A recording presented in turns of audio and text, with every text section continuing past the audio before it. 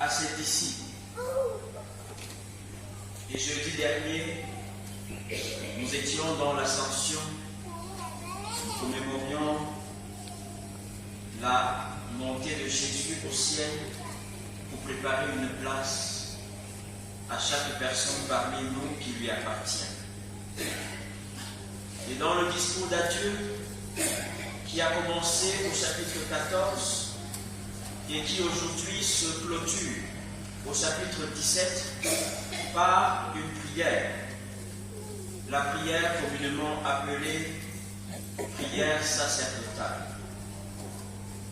Cette prière est subdivisée en 4 parties.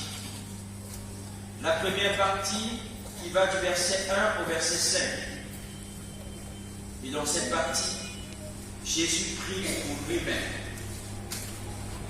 Au verset 6 au verset 19, Jésus prie pour ses disciples de premier rang, c'est-à-dire les premiers apôtres. Et du verset 20 au verset 23, Jésus prie pour tous ceux qui croiront en lui, c'est-à-dire pour toi et pour moi, aujourd'hui. Et les versets 24 à 26, Jésus prie pour la vie éternelle de tous les chrétiens. Le texte que nous avons lu tout à l'heure va s'intéresser uniquement aux 2 dernières prières de Jésus. Ces prières, comme je l'ai dit tout à l'heure, c'est pour toi, c'est pour moi. Et au verset 20, nous pouvons lire ceci. Ce n'est pas seulement pour eux que je prie, mais encore pour tous ceux qui croiront en moi par leur parole. Cela voudrait dire qu'il y a plus de 2000 ans, Jésus avait pensé à nous. Il avait pensé à toi. Et il avait déjà commencé à prier pour toi. Ceci prouve qu'il avait confiance en l'œuvre que les disciples devaient accomplir jusqu'à nos jours. Et c'est ce que les disciples ont fait. Ils ont transmis la parole et nous l'avons héritée jusqu'au jour d'aujourd'hui. Nous avons reçu cette parole et aujourd'hui, il est question de bien comprendre cette prière de Jésus à notre endroit aujourd'hui. C'est pourquoi, parce qu'il est question d'une prière, nous allons essayer de voir les éléments qui sont relevés ou bien qui apparaissent dans cette prière et qui traduisent un certain nombre de vérités qu'il est important de réfléchir à propos et de tirer des instructions pour notre édification. La première des choses que Jésus dit dans cette portion du texte, qu'ils soient unis entre eux comme le Père et le Fils. Nous pouvons le lire au verset 21, les 2 premières parties du verset 21. Que tous soient un, comme toi, Père, tu es en moi et comme je suis en toi, afin qu'eux aussi soient un en. Être un, c'est aller au-delà de s'aimer les uns les autres. En effet, cette prière du Christ, la veille de sa passion, ne demande pas l'unité de tous les hommes, mais des chrétiens. Ce n'est pas seulement pour eux, les disciples, que je prie, mais encore pour tous ceux qui croiront en moi par leur parole. Nous comprenons clairement ici qu'il n'est pas question de l'œcuménisme. N'est-ce pas? Parce que l'œcuménisme n'a rien à voir avec cette prière d'unité. C'est tout autre chose. Dans les origines, je ne vais pas entrer dans les détails maintenant. Mais je vais parler de l'unité dont il est question dans cette prière. Il s'agit bel et bien de l'unité entre les chrétiens, qui est différent de l'amour que nous devons avoir les uns pour les autres et de l'amour que nous devons avoir pour les païens. C'est très différent. Mais il s'agit des chrétiens. Ceux qui ont cru en Jésus. C'est d'eux qu'il est question ici. Jésus désire que ceux-là qui ont accepté la parole de l'Évangile et qui ont cru en l'œuvre de Jésus-Christ à la croix vivent dans l'unité parfaite. Et cette unité parfaite, il le précise bien dans ce verset, et à l'image de l'unité entre Dieu et son Fils Jésus. Et nous savons que cette unité est une unité si les chrétiens sont unis. Lorsque nous regardons à notre vie, et seulement à cette communauté de Tabja, j'ai encore envie de descendre un peu plus bas, dans nos différents groupes qui constituent la communauté, est-ce que réellement nous sommes unis? Nous avons besoin de vivre dans l'unité. Et si Jésus a pris la peine de demander l'unité au Père, c'est parce qu'il savait que l'unité n'est pas quelque chose qu'on peut acquérir par nos efforts humains. C'est un don de Dieu. C'est Dieu qui rend capable de vivre dans l'unité. Ce n'est pas par la chair, ce n'est pas par le sang humain qu'on peut vivre dans l'unité, mais c'est un don de Dieu. Et on a besoin tous d'aspirer à ce don. Le don d'unité que le Seigneur seul peut nous communiquer. Mais pour cela, il faut mettre de côté toutes ces choses qui nous divisent et qui nous éloignent les uns les autres. Regardez combien aujourd'hui nos groupes sont divisés. Nos communautés sont divisées. Et chaque jour, de nouvelles communautés se créent. Est-ce ça l'unité réelle du corps de Christ? Régulièrement, on entend des personnes qui ont quitté des groupes simplement à cause des murmures et des calomnies qui règnent dans ce groupe, n'est-ce pas? Des gens sont dans les groupes, mais ils sont mal à l'aise. Et on veut que les gens viennent au milieu de nous, quand au milieu même du groupe, au milieu même de la communauté, il n'y a pas l'harmonie. Où est l'unité que le Seigneur attend au milieu de nous? Jésus, dans cette prière, veut que nous soyons unis parce que dans le ciel, nous serons tous un seul corps. Le corps de Christ. Des personnes ensemble pour la vie. Et cette unité, Christ voudrait que nous commencions à l'expérimenter pendant que nous sommes encore sur cette terre. Et j'ai précisé tout à l'heure que ce n'était pas l'unité dans le sens de l'écuménisme. C'est-à-dire on mélange les gens de toutes les dénominations, et les chrétiens et les non-chrétiens, et on les met ensemble pour dire qu'ils vont prier. Ça n'a rien à voir avec l'unité dont il est question. Il y a une chose qui s'est passée dernièrement pendant le programme d'octobre, en réalité qui m'a fait un peu bizarre, c'est qu'il y a des personnes, je ne sais pas si ce sont des gens de cette communauté, et ça ne m'intéresse même pas de savoir s'ils sont de cette communauté, qui ont filmé la scène du jour où le pasteur Godson était là, et ont publié dans les réseaux sociaux. Et nous avons un groupe de notre promotion, de la faculté de théologie. J'ai revu ces images dans ce groupe. Et certains de nos promotionnaires disaient que tous les pasteurs de la communauté de terre de la Côte de Frère, normalement, les suspendent. Parce qu'ils ont prié avec des gens qui ne sont pas de l'EEC. N'est-ce pas? C'est souvent ce que certaines personnes pensent. Et au milieu de nous, il y a des gens encore comme ça qui pensent que non, des choses comme ça ne doivent pas se faire. On est allé prendre des gens d'ailleurs pour venir prier dans l'église. Le corps de Christ a besoin d'être uni. Et j'ai posé une seule question à cette personne. Entre prier avec quelqu'un qui va chercher les révélations dans l'eau et prier avec quelqu'un qui confesse Jésus-Christ comme moi, qu'est-ce qui est tolérable? Oui, bien aimé. Il y a des personnes qui sont des acteurs de la division. Mais je peux vous garantir une chose. Si je sais qu'une personne a cru en Jésus et qu'il prêche l'évangile de la vérité, je peux collaborer avec cette personne-là, peu importe la dénomination de cette personne, parce que je sais que cette personne c'est un enfant de Dieu. Dieu veut que nous soyons unis et que nous marchions et expérimentions véritablement cette unité. La deuxième des choses, que l'unité des chrétiens pousse les autres à croire en Jésus et que Jésus-Christ a été envoyé par le Père. Le monde est à la recherche d'un modèle et tous les hommes désirent être dans un groupe où il y a l'unité. L'un des grands obstacles à l'évangile que nous prêchons, c'est le fait que les chrétiens vivent dans les divisions. Les divisions brûlent le message de l'Église et discréditent son message. N'oubliez jamais que nos actes parlent plus fort que nos paroles. Les actes que nous posons parlent plus fort que les paroles qui sortent de notre bouche. Et je me souviens un jour, pendant que nous étions à la campagne d'évangélisation, de porte à porte, nous avons rencontré un monsieur et nous parlons de l'amour de Jésus. Il nous a regardé, il a secoué la tête. Et ce qu'il m'a dit, c'est que allez d'abord vous-même mettre en pratique ce que vous êtes en train de dire là, avant de venir nous dire ça, n'est-ce pas? Et il a pris l'exemple de deux de ses voisins qui sont chrétiens, mais qui vivent tous les jours le calvaire dans leur maison. L'environnement social est compliqué à vivre à cause de ces personnes-là. Nos actes parlent plus fort que nos paroles. Et il n'est pas question pour nous en tant que chrétiens de devenir un obstacle pour ceux-là qui veulent venir au Seigneur.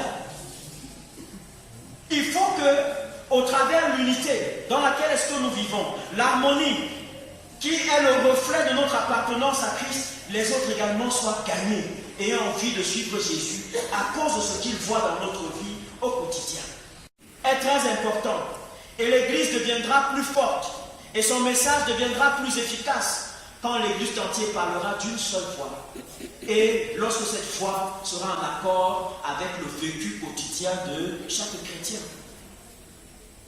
Le message de l'Évangile portera certainement du fruit.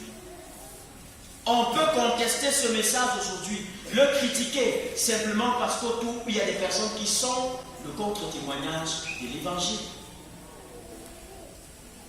Dieu veut qu'au travers de notre unité, la parole, le message soit porté et que les gens soient davantage gagnés à Christ et que le royaume des cieux s'agrandisse davantage. Troisième des choses, Jésus nous a donné la gloire du Père. Et il dit au verset 22, « Je leur ai donné la gloire que tu m'as donnée. » Cette gloire qu'il nous a transmise est une gloire que lui aussi il a reçue du Père. Qu'est-ce que la gloire de Dieu? La Bible utilise deux expressions pour parler de la gloire. Dans l'Ancien Testament, en hébreu, c'est le mot kavod, qui renvoie à la splendeur, à la magnificence, à la majesté, à la grandeur glorieuse de Dieu. Et nous allons voir beaucoup cette expression dans les psaumes, n'est-ce pas? Quand David ou bien les psalmistes parlent de la gloire de Dieu, c'est de ce mot dont il est question. Autrement dit, on perçoit dans cette gloire la splendeur de Dieu qui recouvre nos vies. Et Jésus, pendant son ministère, a expérimenté cette gloire-là, et ceci en présence de ses disciples, lors de la transfiguration, n'est-ce pas? On dit que le visage de Jésus a été transformé, et son visage était resplendissant et rayonnant, comme la gloire qu'il y a dans les cieux. Et la deuxième expression qui est utilisée dans le Nouveau Testament, c'est doxa, qui renvoie à l'état la plus élevée de la sainteté, à la condition la plus glorieuse qui puisse exister. Et ces deux expressions désignent également la puissance de Dieu et sa souveraineté. Jésus nous parle de la gloire d'être fils et fille de Dieu, parce qu'en effet nous avons perdu cette gloire à cause du péché originel. Le fait qu'Adam ait péché nous a fait perdre la gloire que Dieu avait sur notre vie. Mais quand Christ dit que je leur ai donné ta gloire, ça veut dire que par sa mort sacrificielle, il restaure notre identité, il nous restaure dans notre gloire première, celle que nous avions auprès du Père avant le péché originel. Christ, donc par son sacrifice, nous redonne la place glorieuse qui est la nôtre dans la présence de Dieu. Il fait de nous des mises à part, des personnes qui se distinguent au milieu de la société. La quatrième chose, le Père nous a aimés comme le Fils. Et ça encore c'est extraordinaire. Il dit au verset 23 que tu leur as donné, que tu les as aimés, afin qu'ils croient, que tu les as aimés comme tu m'as aimé. Ça veut dire que Jésus t'aime autant qu'il a aimé Jésus. C'est formidable, n'est-ce pas? Oui. Et quand nous savons l'amour que Dieu a manifesté pour son Fils unique, nous comprenons la profondeur de l'amour que Dieu peut nous témoigner aujourd'hui. Cet amour du Père pour son Fils est un amour parfait et infini. Jésus avait pleinement conscience de cet amour de Dieu pour lui. Ainsi, il disait, le Père aime le Fils.